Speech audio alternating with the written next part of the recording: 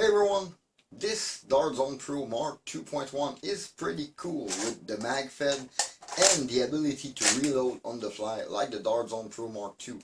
But a little missed opportunity from Dart Zone, in my opinion, was the compatibility with those speed loader. But what if we were to make it compatible with the speed loader? I'm that old nerve guy, welcome to that.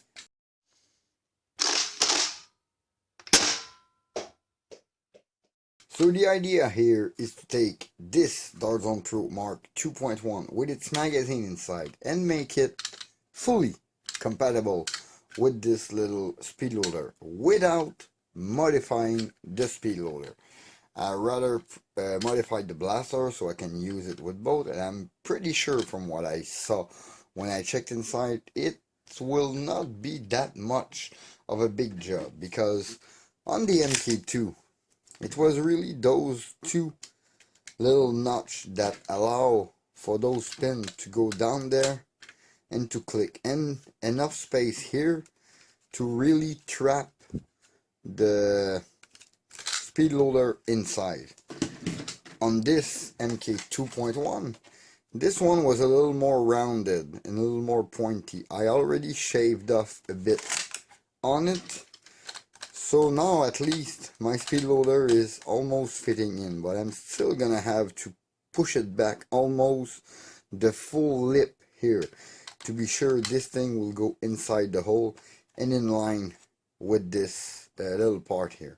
I already mark both sides to where the beginning of my nut should be, but it's gonna have to go a little further back to allow for it. But normally putting those two little nuts will not affect the blaster at all, and those little pin that holds the speed loader inside will fit between those two lines without damaging anything, and that would be awesome. My son is exactly like me, thinking this was a lackluster on the blaster because he is using both of them as his blaster when we play on the field. But now having the speed loaders on this thing would be a plus. Let's remove the prime from the blaster, because I don't think I'm gonna have to fully open it for this if I take my precaution, but the prime is gonna be in my way. So let's remove this prime, and then we should have access to the part of the shell that interests us. Classic prime for this blaster, and this stay inside.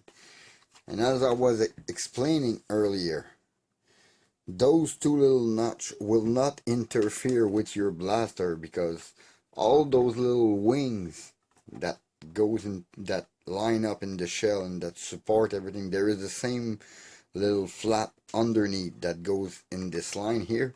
It is not coming all the way in front to the speed loaders, so we should be okay. Thing is, I'm gonna have to prime that thing to work on it, and then put the safeties on, remove this, maybe block the barrel here with something, and I will just shave a little slot on the side using this little rotary bit on my Dremel. And then you see, just the top one, not the bottom one, and even the bottom one it wouldn't matter, but just the top one, a little longer than this because you need to insert it in an angle. And then we're gonna work on the tip of this prime, but I want to assemble the prime to shave the tip of it so it's very, very straight. I had to dig a little further than just the upper line for those two little nuts. I had to dig about 2/3 of the bottom one. Didn't want to wear it all the way, but this did a good job. You see, I went about 2/3 of the way here. It doesn't seem like it's gonna affect my shell too much since it's just a two-piece design. I'm gonna reassemble the slide and try to see if I can fit it in, and check how many I need to remove from the slide for it to be able to reload. But this is really promising. Now for this slide,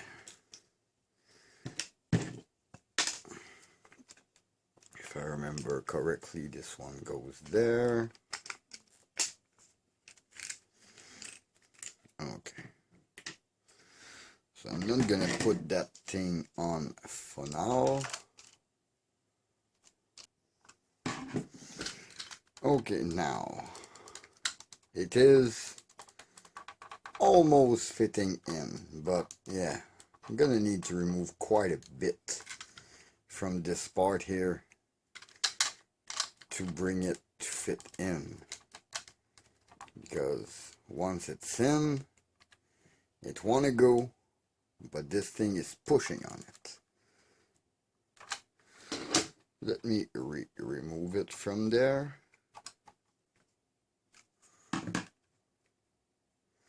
Okay, now for this thing. I would recommend filing it, really. I'm gonna try to file pretty much the whole, close to the whole lip here, and see where is that taking me. Okay, shaving is pretty much all done. I shave like almost 2/3, between half and 2/3 of this lip go by feeling, and now it's clearing just enough space because I want it to have some tension on. Dang, I need to reinstall that.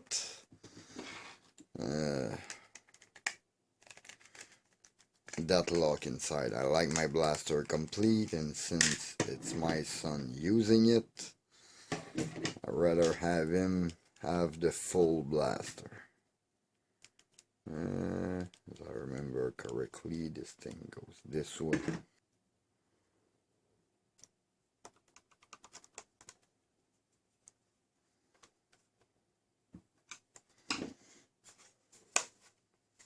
Now, for the moment of truth. The ultimate test here will be to put an empty mag inside, to fill one of those with dart. I'm gonna use Bamboo 2.0 just to give it a chance. It came with those darts, and let's say the 2.0, the Mark II came with Bamboo darts. Fill with Bamboo 2.0. Let's now prime back this blaster and try to pass all dart from this speed loader to the magazine without having one loose there, because that's the most problem when people try to feed them. So far, so good. I mean, it's holding. I wouldn't hold the blaster like I would do with the... Yeah, maybe, probably I could. Maybe not shake it too much, but yes, I can hold it by the speed loader. That means this thing is holding. Now for the test, let's push on it. That went smoothly. Like almost as smoothly as with the MK2.